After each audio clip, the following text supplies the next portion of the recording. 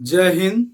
Railway group D के वैसे अभ्यर्थी जिनका अभी पीटी समाप्त हो चुका है और मेडिकल तथा डीवी को लेकर के डॉक्यूमेंट वेरिफिकेशन को लेकर के लगातार सभी के मन में कंफ्यूजन हो रहा है कि क्या क्या डॉक्यूमेंट्स लेके जाना है और क्या क्या पूछेगा, क्योंकि आपको एडमिट कार्ड में साफ तौर पर लिख दिया गया है कि और साफ तौर पर इंस्ट्रक्शन दिया गया है कि आपको जो भी कागजात जरूरी है वो साथ लेकर आना अनिवार्य होगा, नहीं तो इस पर पुनः विचार नहीं किया जाएगा।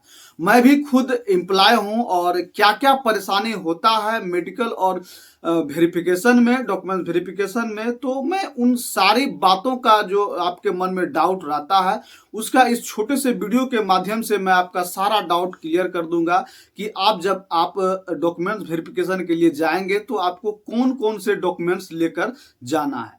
तो यदि आप हमारे चैनल पर पहली बार विजिट कर रहे हैं तो अभी तुरंत हमारे चैनल को सब्सक्राइब करें ताकि ऐसे ही नए नए इन्फॉर्मेशन आपको मैं सबसे पहले देते रहूं। तो चलिए वीडियो को शुरू करते हैं। तो सबसे पहले यदि आप डॉक्यूमेंट वेरिफिकेशन के लिए जा रहे हैं तो सबसे जरूरी चीज आपका जो है वो आपका जो रिटर्न एग्जाम आपने दिया है उनका एडमिट कार्ड और जो पीटी अभी समाप्त हुआ है और पीटी का एडमिट कार्ड, दोनों जो आपको मस्ट लेकर ही जाना है। इसको आप ये नहीं, ऐसा नहीं करेंगे कि रिटर्न का एग्जाम दे दिए और रिटर्न का वहां नहीं पूछेगा, तो ऐसा गलती नहीं करेंगे आप। रिटर्न का और पीटी का दोनों का जो एडमिट कार्ड है इसको साथ लेकर आपको जाना होगा। इसके बाद आपका जो आधार कार्ड है उसको मस्ट ही आपके पास में रखना होगा, क्योंकि जैसे आप फिजिकल में आप गए थे तो आधार कार्ड आपका मांगा गया, तो आपका आधार जो है हमेशा अब जो साथ चलेगा और हर जगह आपका आधार मांगा जाएगा, इसलिए आधार को आपको मिस नहीं करना है, इसको 100% रख लेना है। इसके बाद अगला आपका जो नंबर है वो, जैसे कि आपने मान लिया जाए ओबीसी, एससी, एसटी या अन्य किसी भी कैटेगरी से हैं, तो सबसे पहले जाति, आवासीय और आय सर्टिफिकेट का आपने ब्लॉक स्तर से पहले आप बनवा ले, क्योंकि अभी आप देख रहे होंगे कि रेलवे का जो शेड्यूल था उसमें जो मिशन मोड के तहत आपको बताया गया था कि कब से कब तक इसका डेट लिया जाए, फिजिकल का डेट निकाला गया, तो उस तरह से डॉक्यूमेंट वेरिफिकेशन का भी निर्धारित समय आपको 7 फरवरी से दे दिया गया है, क्योंकि 7 फरवरी से हर एक बोर्ड का जो डिवीज है वो चालू हो जाएगा। हर एक बोर्ड का 7 तारीख से डॉक्यूमेंट वेरिफिकेशन चालू हो जाएगा, तो बिल्कुल भी आपको समय नहीं है और इसी समय में आपको सारे काम करना है जो भी आपका बचा हुआ है या आपने पहले से ही डॉक्यूमेंट्स बनवाए हैं, तो 1 साल से पुराना नहीं होना चाहिए। जैसे आपका निवास प्रमाण पत्र है, यानी कि आवासीय प्रमाण पत्र है, तो वो 6 महीना से पुराना नहीं होना चाहिए। बाद बाकी यदि आपका जाति सर्टिफिकेट है तो वो 1 साल से पुराना नहीं होना चाहिए। यदि आपका पहले बना है तो कोई बात नहीं, और नहीं है तो अभी समय फिलहाल है, और आप सबसे पहले ब्लॉक स्तर से इन सारे प्रमाण पत्र का ऑनलाइन कर दीजिए। इसके बाद ऑनलाइन जब बन जाएगा तो उसको फिर पुनः जो है आप डिस्ट्रिक्ट से भी बनवा लेंगे। इसके बाद आप ओबीसी हैं तो ओबीसी के लिए अप्लाई कर दीजिए। यदि ईडब्ल्यूएस है तो आप ईडब्ल्यूएस मस्ट है, आप बनवा लेंगे। इसके बाद ये सब जो प्रमाण पत्र लेके जाएंगे तो रेलवे का भी एक फॉर्मेट है ओबीसी का या अन्य का ईडब्ल्यूएस का, तो वहां आपको फिर से भरवाया जाएगा और उसे भरवा कर उस फॉर्मेट में भी मांगा जाएगा। तो सबसे पहले जो यहाँ से आपका है डिस्ट्रिक्ट से, ब्लॉक से, ये आपको बनवाना बहुत ही मस्ट है। समय रहते अभी समय है, आप जो है निश्चित तौर पे इसको बनवा लेंगे।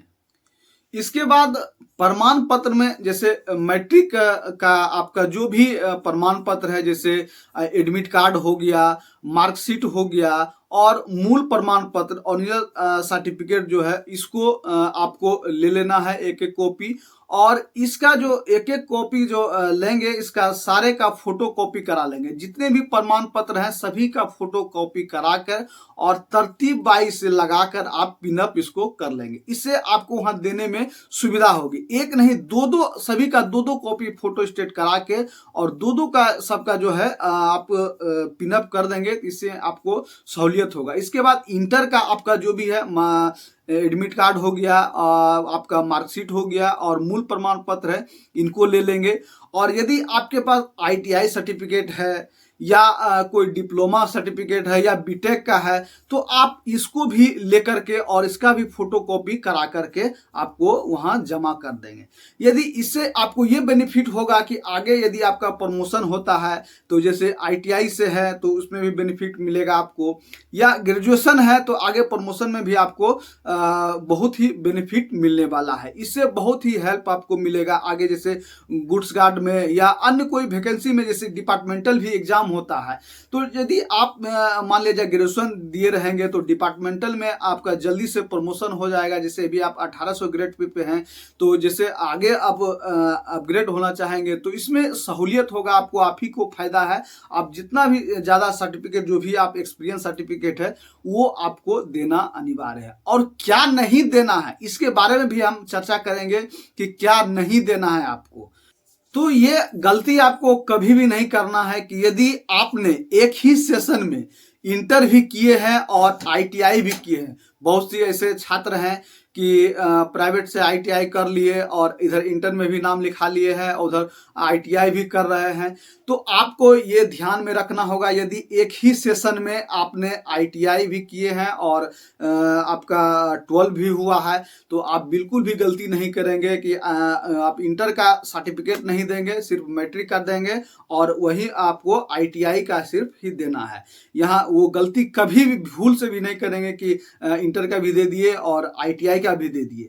तो आपको ध्यान रहना है कि यदि आपने एक ही सेशन में इंटर या ग्रेजुएशन भी किए हैं उसी सेशन से और आपका ITI भी हो रहा है, तो बिल्कुल आप ध्यान देंगे एक सेशन का दोनों नहीं होना चाहिए। आप इसको हमेशा गांठ बांध लें कि बिल्कुल भी एक सेशन का नहीं हो, नहीं तो आप खुद ही धरा जाएंगे कि आप इधर इंटर भी कर रहे हैं और ITI भी कर रहे हैं, तो ये कैसे कर लिए, ये तो फर्जी हो गया। तो इस पे बिल्कुल भी आपको ध्यान देना है और ऐसा गलती नहीं करना है। और आगे एक गलती हुआ है, जैसे होता है कि मान लिया जाए आपको ये भी ध्यान देना है कि उसके अभी चक्कर आपको नहीं पड़ना है। जैसे कि मान लिया जाए आपका कोई भी डॉक्यूमेंट्स में स्पेलिंग मिस्टेक हो गया है, कोई गलती हो गया है, तो अभी भी आपको समय है। यदि कोई भी जैसे एडमिट कार्ड में, मार्कशीट में या किसी भी सर्टिफिकेट में आपको स्पेलिंग मिस्टेक, आपके नाम में, फादर के नाम में, मदर के नाम में कहीं भी स्पेलिंग मिस्टेक है, तो तत्काल आप नोटरी में जाइए, आपके डिस्ट्रिक्ट में हो या ब्लॉक स्तर से जो नोटरी है, वहां जाके आप उसका हाफी डिपिट करवा लेंगे। आप जाएंगे, 100-200 रुपया लगेगा और किसी भी वकील पकड़ करके उसका हाफी डिपिट, स्पेलिंग मिस्टेक जो है उसको हाफी डिपिट करवा लेंगे और वो प्रमाण पत्र लेके जाएंगे तो फिलहाल आपका काम हो जाएगा। और नहीं तो यदि आपको मान लीजिए बोर्ड से ऑफिस से कराएंगे तो उसमें लंबा समय लग जाता है, उसमें आपका भी तो सुधार हो जाएगा, लेकिन अभी आपको ये लंबा प्रक्रिया चला जाएगा। तो इसमें अभी आपको बिल्कुल भी समय नहीं है, क्योंकि तो फिलहाल अभी जो आपको काम करना है वो नोटरी से आप करा करके भी दे सकते हैं। तो आशा करते हैं कि आपके मन में जो भी सवाल था, सारे डाउट का मैंने सल्यूशन दिया है, क्लियर किया है। जो यदि वीडियो आपको थोड़ा भी हेल्पफुल लगा है तो आप तुरंत हमारे चैनल को सब्सक्राइब करें तथा दोस्तों में भी शेयर करें, ताकि जो इन्फॉर्मेशन है उनको भी मिलते रहे। यदि आपके मन में अभी भी कोई सवाल आ रहा है तो आप मुझे सीधे कमेंट करके पूछ सकते हैं या मुझे इंस्टाग्राम ID पर मैसेज या कॉल करके भी कुछ भी पूछ सकते हैं। तो मिलते हैं अगले वीडियो में, तब तक के लिए सभी भाइयों को जय हिंद।